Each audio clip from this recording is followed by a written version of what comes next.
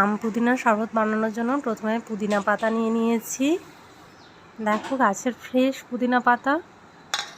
এবার নিয়ে নিয়েছি কাঁচা আম, যেটা আমি ছাড়িয়ে নিচ্ছি। অনেকেই আমটাকে পুড়িয়ে করেন, কিন্তু কাঁচা আমের টেস্টটাও একটু অন্যরকম হয়, ভালোই লাগে।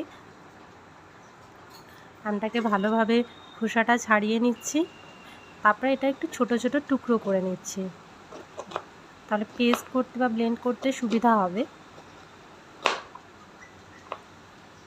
আর এই গরমকালে আম পুদিনার শরবত তো ভীষণই উপকারী, আর খেতেও বেশ টেস্টি, আর বানানোও খুব সহজ। আর দুটো রসুন নিয়ে নিয়েছি এর সাথে।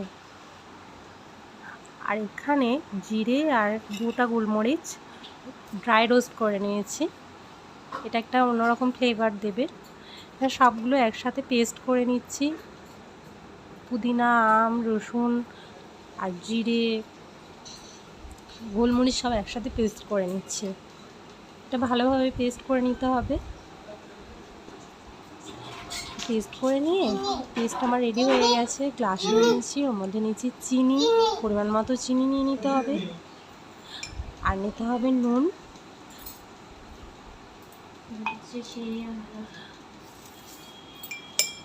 এরপরে নিয়ে নিয়েছি বিট নুন। বিট নুনটা অ্যাড করার পরে এবার পেস্টটা নিয়ে নেব। যে যতটা টক খেতে চায় বা থিকনেসটা যতটা চাইছে সেই অনুযায়ী পেস্টটা নিয়ে নিতে হবে।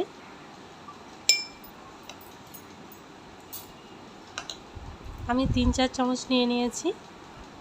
এর সাথে ফ্রিজের জল অ্যাড করে নিচ্ছি, ঠান্ডা জল। উপর থেকে আইস কিউব দিলেও ভালো হবে, কিন্তু আইস কিউব ছিল না, ভাইকে দিয়ে দিয়েছি। ভালো দেখে বলে দিয়েছি। হ্যাঁ ভালো।